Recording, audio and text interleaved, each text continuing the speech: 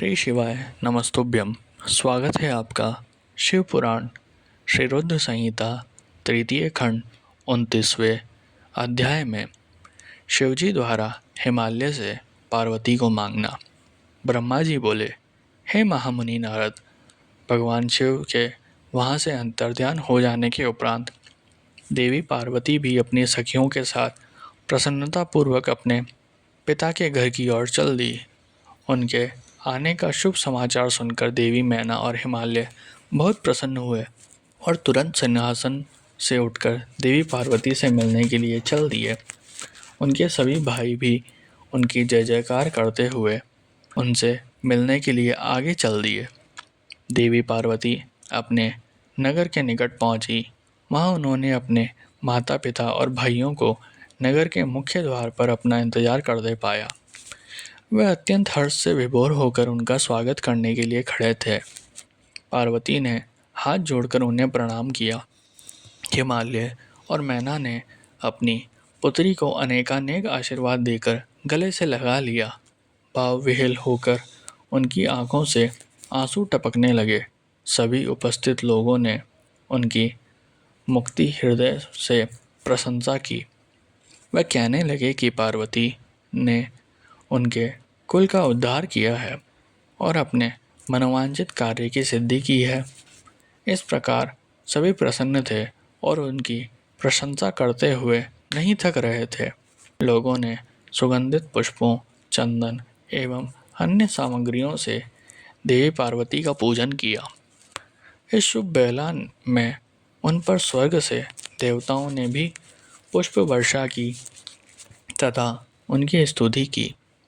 तत्पश्चात बहुत आदर सहित उन्हें घर की ओर ले जाया गया और विधि विधान से उनका गृह प्रवेश कराया गया।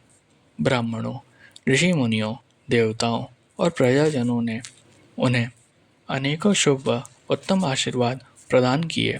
इस शुभ अवसर पर शैलराज हिमालय ने ब्राह्मणों एवं दीन दुखियों को दान दिया।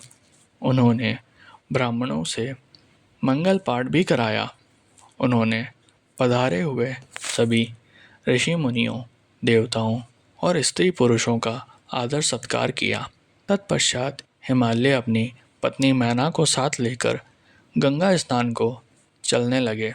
तभी भगवान शिव नाचने वाले नट का वेश धारण करके उनके समीप पहुँचे।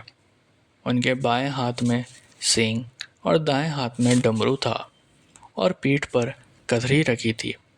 उन्होंने सुंदर लाल वस्त्र पहने थे। नाचने गाने में वे पूर्णतः मग्न थे। नट रूप धारण किए हुए शिवजी ने बहुत सुंदर नृत्य किया और अनेक प्रकार के गीत गा गा कर सभी का मन मोह लिया। नृत्य करते समय वे बीच बीच में शंख और डमरू भी बजा रहे थे और मनोरम लीलाएं कर रहे थे। उनकी इस प्रकार की मन को हरने वाली लीलाएं देखने के लिए पूरे नगर में स्त्री, पुरुष, बच्चे, बूढ़े वहां आ गए। नट रूपी भगवान शिव को नृत्य करते हुए देखकर उनका गाना सुनकर सभी मंत्रमुग्ध हो गए। परंतु देवी पार्वती से भला ये कब तक चपता। उन्होंने मन ही मन अपने प्रिय महादेव जी के साक्षात दर्शन कर लिए। शिवजी का रूप ही अलौकिक है। उन्होंने पूरे शरीर पर विभूति मल रखी थी तथा उनके शरीर पर त्रिशूल बना हुआ था। गले में हड्डियों की माला पहन रखी थी। उनका मुख सूर्य के तेज के समान शोभा पा रहा था। उनके गले में यज्ञोपवीत के समान नाग लटका हुआ था। त्रिलोकीनाथ भगवान शिव के इस सुंदर मनोहारी स्वरूप का हृदय में दर्शन कर लेना मात्र से ही देवी पार्वती हर्षोति रेख से बेहोश हो गई। वह जैसे उनके स्वप्न में कह रहे थे कि देवी अपना मनोवांछित वर मांगो। हृदय में विराजमान इस अनोखे स्वरूप को मन ही मन प्रणाम करके पार्वती ने कहा कि भगवान मेरे पति बन जाइए। तब देवेश्वर ने मुस्कुराते हुए तथास्तु कहा और उनके स्वप्न से अंतर्ध्यान हो गए। जब उनकी आंखें खुली तो उन्होंने शिवजी को नट रूप धारण किए वहाँ नाचते गाते देखा। नट के रूप में स्वयं भक्त वत्सल भगवान शिव के नाच गाने से प्रसन्न होकर पार्वती की माता मैना सोने की थाली में रत्न, माणिक, हीरे और सोना लेकर उन्हें भिक्षा देने के लिए आई। उनका ऐश्वर्य देखकर शिवजी बहुत प्रसन्न हुए, परंतु उन्होंने उन सुंदर रत्नों और आभूषणों को लेने से इनकार कर दिया। वे बोले, देवी, भला मुझे रत्नों और आभूषणों से क्या लेना देना? यदि आप मुझे कुछ देना ही चाहते हैं तो अपनी कन्या का दान दे दीजिए। यह कहकर वे पुनः नृत्य करने लगे। उनकी बातें सुनकर देवी मैना क्रोध से उफन उठी। वे उन्हें उसी समय वहां से निकालना चाहती थी कि तभी गिरिराज हिमालय भी गंगा स्नान करके वापस लौट आए। जब उनकी पत्नी मैना ने उन्हें सभी बातें बताई तब वे जल्दी से जल्द नट को वहां से निकालने को तैयार हो गए। उन्होंने अपने सेवकों को नट को बाहर निकालने की आज्ञा दी, परंतु यह असंभव था। वे साक्षात शिव भले ही नट का रूप धारण किए हुए थे, परंतु उनका शरीर अद्भुत तेज से संपन्न था और वे परम तेजस्वी दिखाई दे रहे थे। उन्हें उठाकर निकाल फेंकना तो दूर की बात थी, उन्हें तो छूना भी कठिन था। तब उन्होंने मैना हिमालय को अनेक प्रकार की लीलाएं रचकर दिखाई। नट ने तुरंत ही श्री हरि विष्णु का रूप धारण कर लिया। उनके माथे पर किरीट, कानों में कुंडल और शरीर पर पीले वस्त्र अनोखी शोभा पा रहे थे। उनकी 4 भुजाएं थी। पूजा करते समय हिमालय और मैना ने जो पुष्प, गंध एवं अन्य वस्तुएं अर्पित की थी वे सभी उनके शरीर और मस्तक पर शोभा पा रही थी। ये देखकर सभी आश्चर्यचकित हो गए। तत्पश्चात नट ने जगत की रचना करने वाले ब्रह्मा जी का चतुर्मुख रूप धारण कर लिया।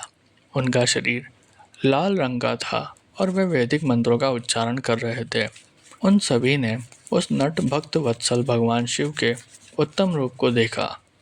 उनके साथ देवी पार्वती भी थी। वे रुद्र रूप में ही मुस्कुरा रहे थे। उनका यह स्वरूप अत्यंत सुंदर एवं मनोहारी था। उनकी ये सुंदर लीलाएं देखकर सभी आश्चर्यचकित रह गए थे और परम आनंद का अनुभव कर रहे थे। तत्पश्चात पुनः एक बार नट रूपी शिवजी ने मैना हिमालय से उनकी पुत्री का हाथ मांगा तथा अन्य भिक्षा ग्रहण करने से इनकार कर दिया, परंतु शिवजी की माया से मोहित हुए गिरिराज हिमालय ने उन्हें अपनी पुत्री सौंपने से मना कर दिया। बिना कुछ भी लिए वह नट वहाँ से अंतर्ध्यान हो गया। वे सोचने लगे कि शायद वे स्वयं भगवान शिव ही थे जो स्वयं यहाँ पधार कर हमारी कन्या का हाथ मांग रहे थे और हमें अपनी माया से छलकर अपने निवास कैलाश पर वापस चले गए हैं। यह सोचकर हिमालय और मैना दोनों ही एक पल को बहुत प्रसन्न हुए, परंतु अगले ही पल ये सोचकर उदास हो गए कि हमने स्वयं साक्षात शिवजी को बिना कुछ दिए और उनका आदर सम्मान किए बिना ही खाली हाथ अपने द्वार से लौटा दिया। वे अत्यंत व्याकुल हो उठे।